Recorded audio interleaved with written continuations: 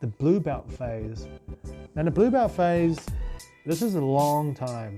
I've had this belt longer than I've been in relationships with my wife.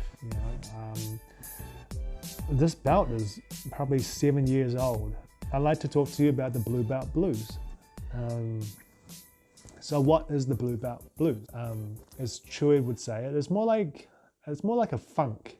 There's a lot of ups and downs you go through, because if white belt is all about building fundamentals, learning new skills,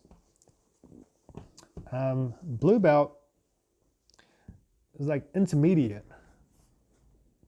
But if you ask me what is blue belt, I mean, to me I felt it was just a bit higher than white belt. Normally it means that if you're a blue belt, you get crushed by everyone. White belts want to kill you, and the above belts, purple, brown, and black, they don't want to lose to you. So you're getting smashed belt. And it also means that you have a good understanding of what Brazilian Jiu-Jitsu is now. You would probably know most submissions. You would probably know most defenses, most positions as well, and most of those escapes. Although your game would be still very fundamental, so you would have developed any game yet, although you probably have your special moves. That's the way I see how blue belt is. But blue belt to me, it was a very, well, because I still feel like I am still a blue belt sometimes, right?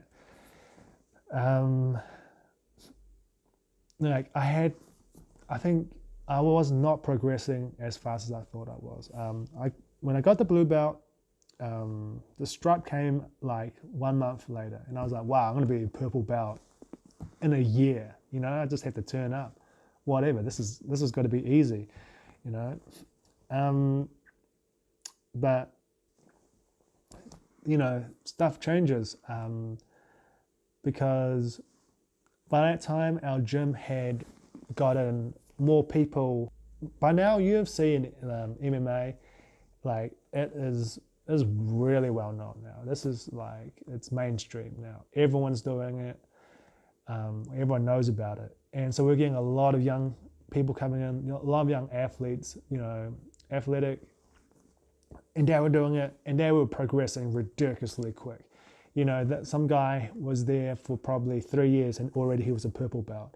And I was just like, whoa, what the hell? These guys are phenoms. They'll train every day, 7 days a week. They'll be training. And, someone like me, I was in the visual effects industry by now. I was doing 50-hour weeks normally at work. And then at overtime, while we're doing The Hobbit or Planet of the Apes too, I was doing 70, 90-hour weeks. And that was a long drain. To say that a lot of people, they quit during blue belt. I can't remember what the statistics is, but it's often quite high. And I mean, I can understand why, because it's a very frustrating belt to have when you don't progress as fast as you want to progress. And there's no secret of how to get better. I think all you got to do is you just got to keep turning up. You turn up and you learn, right? And there are going to be days that you got to get smashed. I started getting anxiety before I go to class. At white belt, it didn't matter too much, I think, because I was like, well, I'm just a white belt. If I get smashed, it's no big deal. As a blue belt, and then your professor sees you getting smashed, and you're not doing tournaments anymore.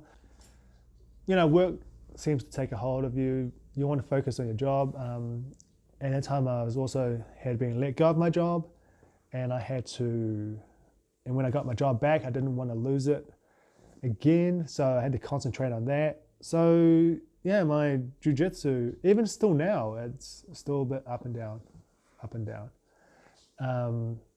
But how did I get from blue belt to purple belt? I had to make a conscious effort to just turn up. And that was it. I mean, I know like my anxiety would sometimes get the best of me sometimes.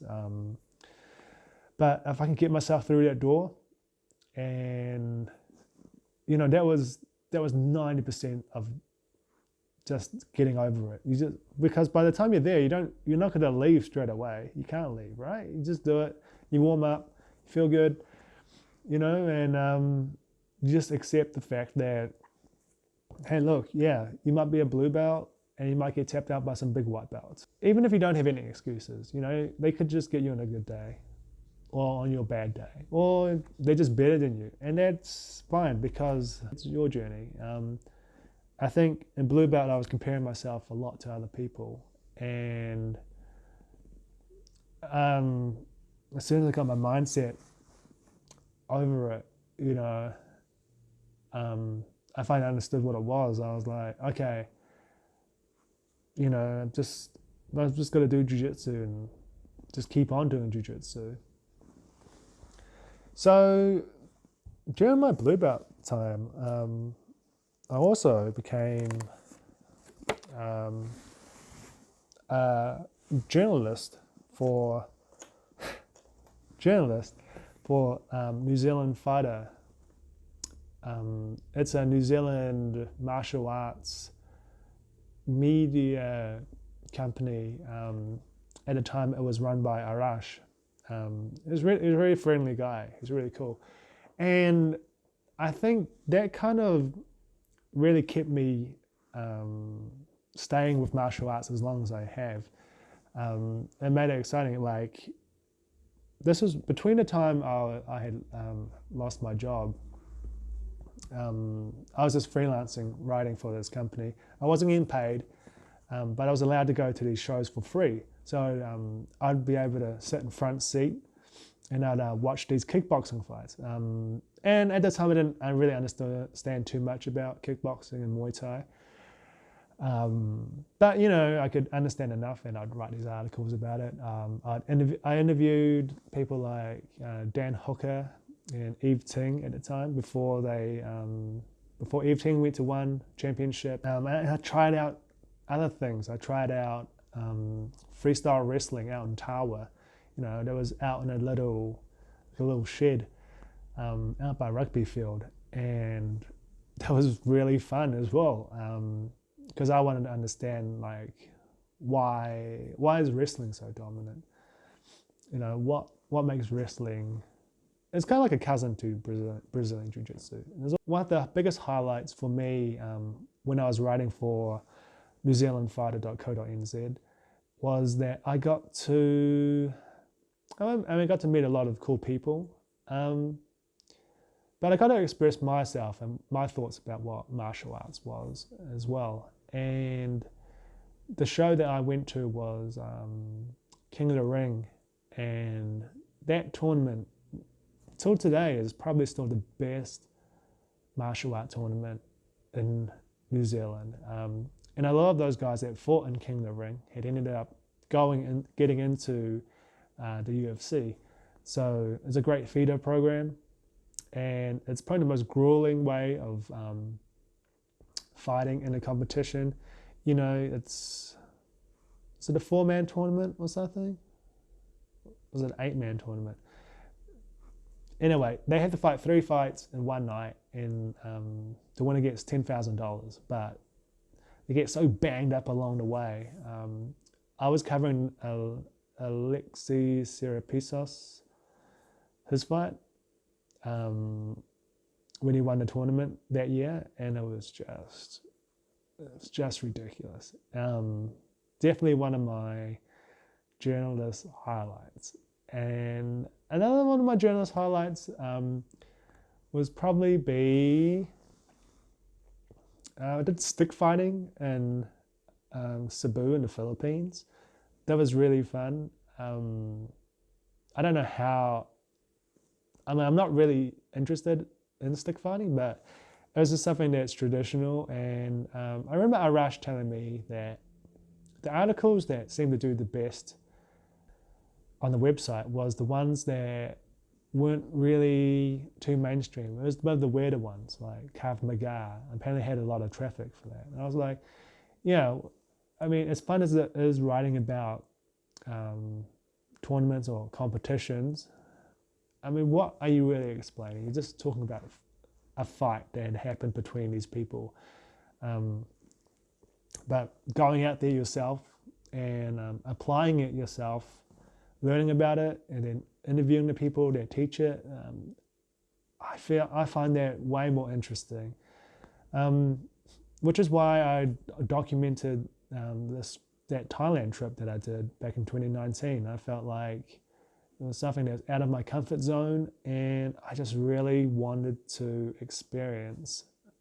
I wanted other people to experience what I was experiencing too.